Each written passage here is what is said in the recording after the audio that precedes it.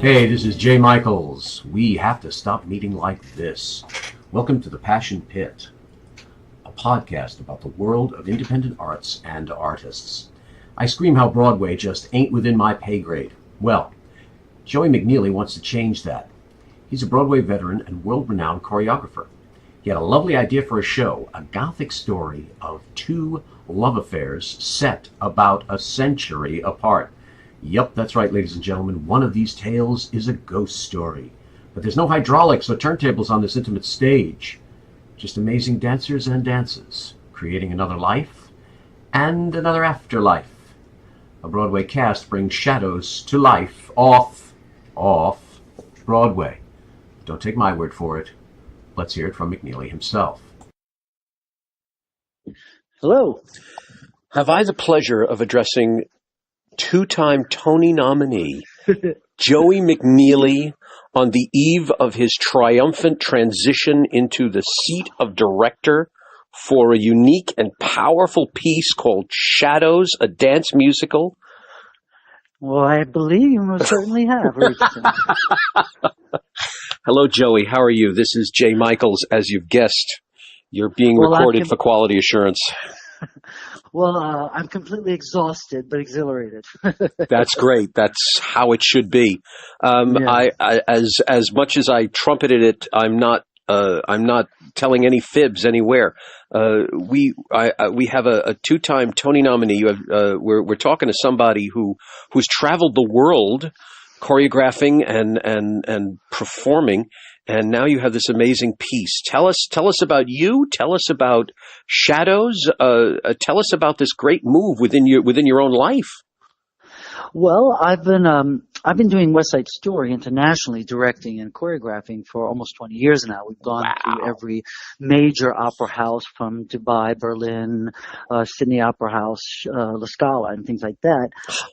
But for New York City has only knows me as a choreographer, from my Broadway work from Smokey Joe's and The Life, and also the West Side Story revival that most recently. Mm-hmm. So I'm very excited to show New York what I've been preparing all these years, all the way around the world.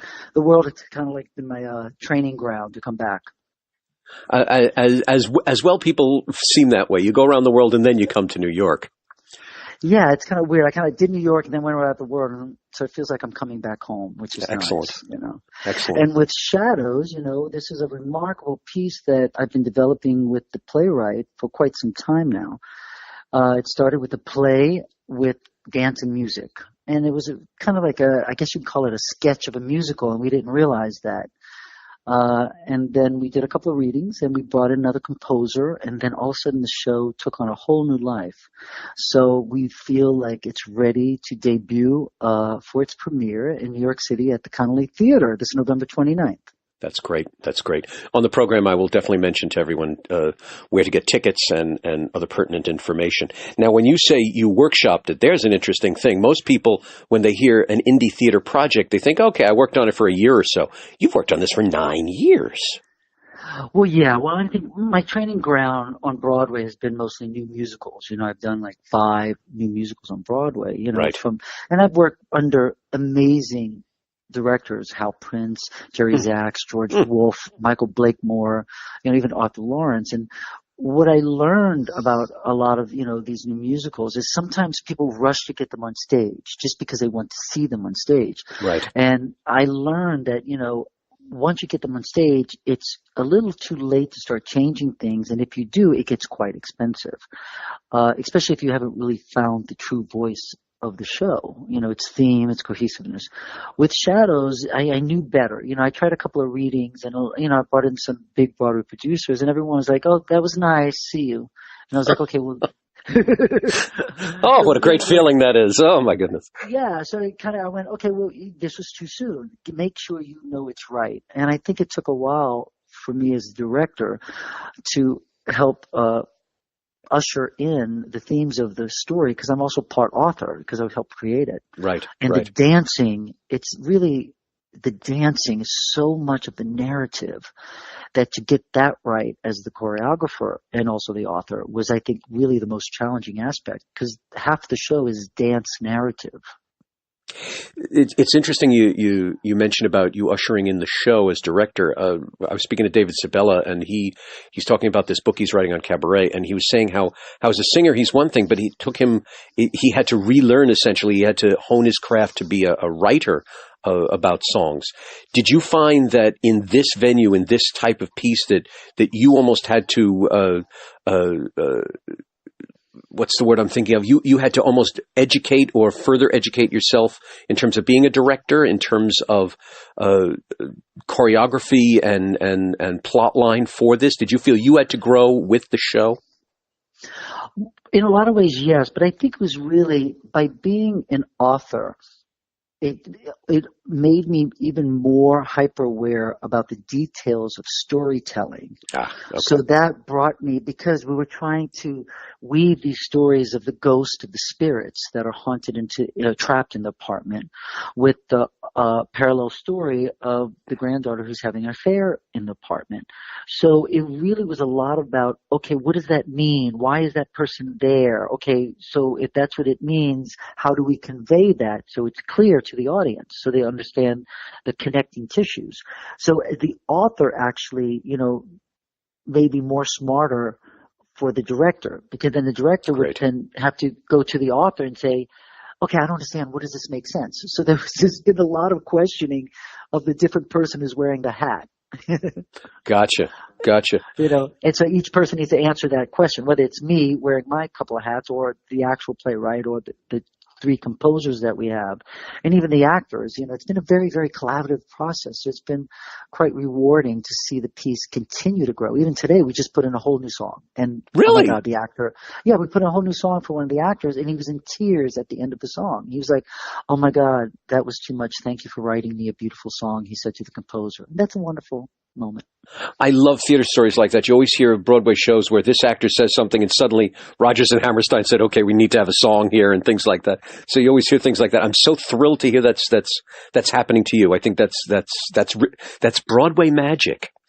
It was a magical moment. Yeah, we live for those.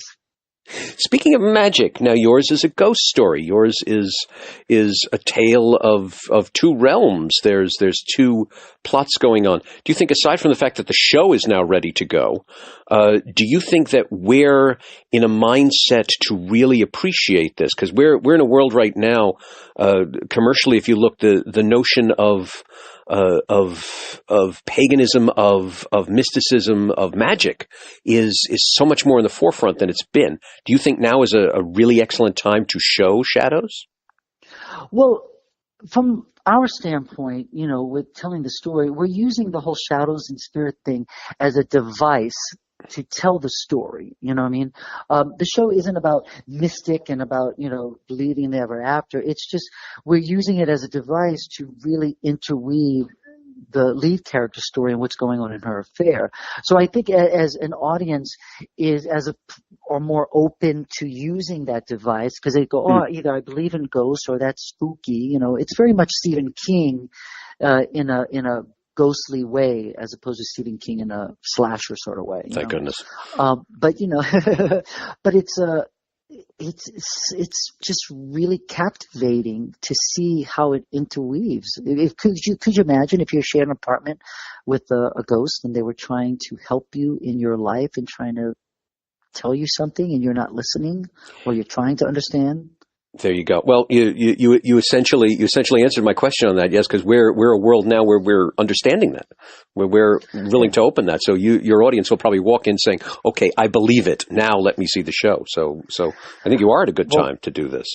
Well, I think a lot of times we don't listen to what the signs are around us, and if you just take a moment, you listen to the earth around us, you might hear the spirits talking to you or giving you signs that you can't understand, but you need to listen. So it's fun. Now you've been around the world, and now here you are in independent theater. Yeah, it's exciting. What's definitely exciting? What's the shocks? What's the things that you said, I didn't know that? What was your learning lesson on this level of the arts? Well, indie theater, there's a lot more burden and a lot less people to handle it.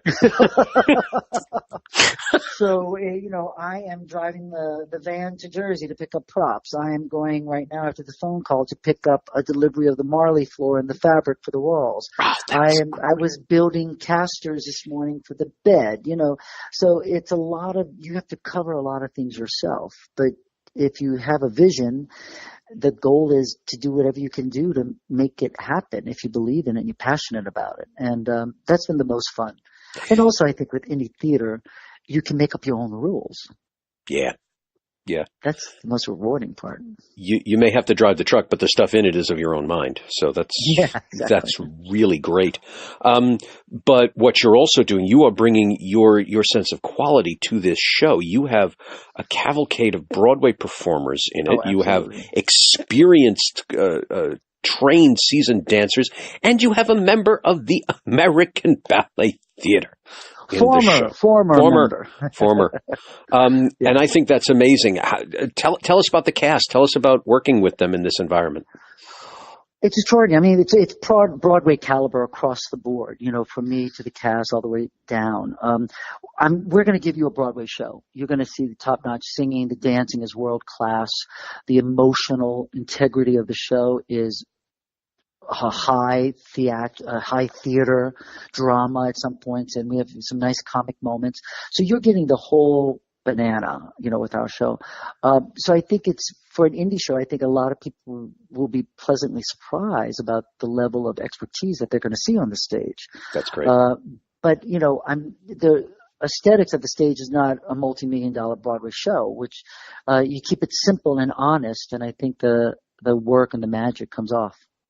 You're giving us the Broadway talent, the Broadway mystique. You're not giving us, a dancing cartoon. No, absolutely not. You're giving the history, which is great. You've also picked a gorgeous theater. The Connolly has a lovely proscenium. It's a beautiful looking theater. It's a perfect location for the show. It has a gothic feel to it anyway. It's from the turn of the century anyway, from the 1800s. Oh, perfect. So for our show to make reference to ghosts that died 100 years ago, it kind of is very fitting. It almost works because the apartment that takes place in it is an old apartment, is an ancient apartment. So yes, so we're sitting in a 100-year-old structure talking about a 100-year-old structure. So I think that's right. great. I never thought about that. That's kind of that's right. I think that's great. Do you think, and I think commercially, I always have part of my brain thinking commercially, you're bringing, like you just said, you're giving them a Broadway show in an off-Broadway setting. Do you think you're going to change the face of independent theater? Are people going to look at your show and say, and that's what we want? And you're going to start a whole trend? I don't know. I think it all depends. Indie theater will always keep evolving to one side to the other. I'm using indie theater as a developmental process because it's accessible. The size is right because the show is only, it's 6 characters, total of 8 people on the stage. So that is a doable sort of thing. I think indie theater, what I like from me as an artist, that I can bring in, great talent like we have with Arthur Greene or Janine Divita, and of course with Irene Deverenko, great talent will always gravitate to an opportunity to work on something fresh and original. And I think that's what indie theater is there for, to do something fresh and original.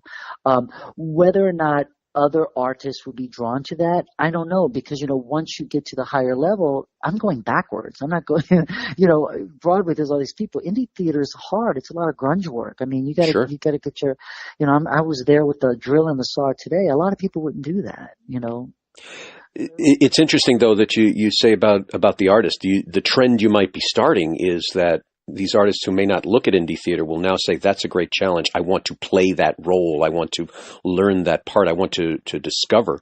So you might be starting that. You may have, I'm thinking audience, you might have fellow artists looking at your production saying, I'm going to audition for that next showcase, workshop, short run or something, because I've always wanted to do Shakespeare, do whatever. So you might be starting a trend on that level right there.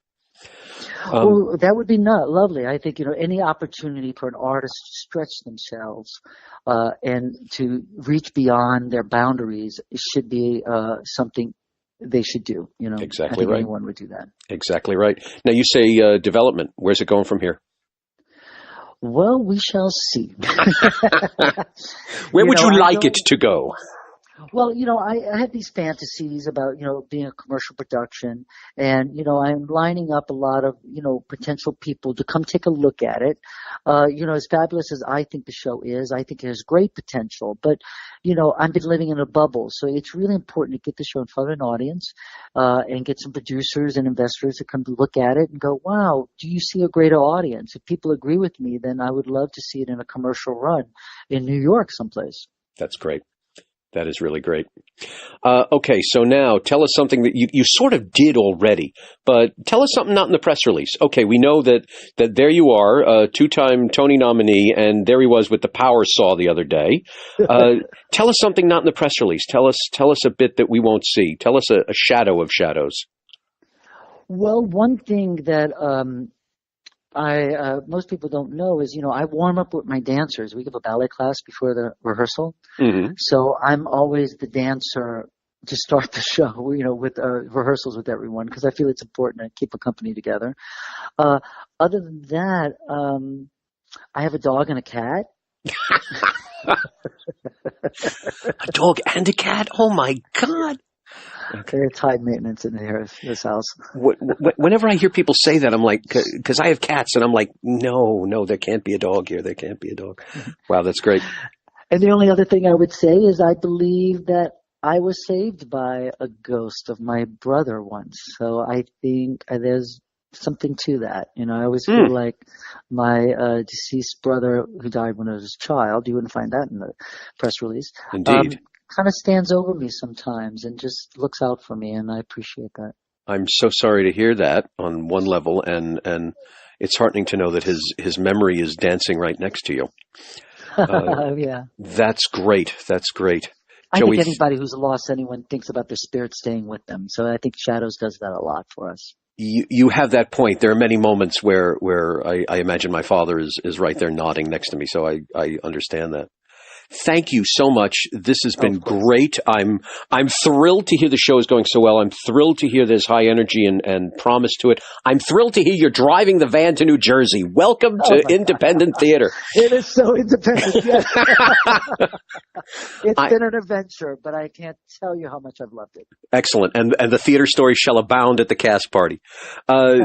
Thank you so much. I will tell our audience exactly how to get tickets and where the theater is and all the other good things. And thank you so much, and I look forward to speaking to you soon. Excellent, Jay. Good to talk with you, too. Thank you. Definitely. Ciao. Bye. Shadows, directed and choreographed by Joey McKneely, with a book by Randall David Cook and music and lyrics by Edison Woods. That's right, the Edison Woods returns to New York. Maxim Moston and Karen Bishko for Shadows, a dance musical, running November 29 through December 15 at the Connolly Theatre, 220 East 4th Street, New York City. For more information or to order tickets, you can go to shadowsdancemusical.com or jmichaelsarts.com for details as well as tickets. You can also get tickets at shadowsmusical.brownpapertickets.com. Thank you, ladies and gentlemen. That's all we have for this time. I would like to mention that our theme song is from Human Wire, and it's called Rivolta Silenciosa. I'd also like to thank my producer, Mary Elizabeth McCarry, for a million things. Ladies and gentlemen, I will chat with you again. In the meantime, if you got a couple of 20s burning a hole in your pocket, you can afford to see a play. Thanks. I'll talk to you soon.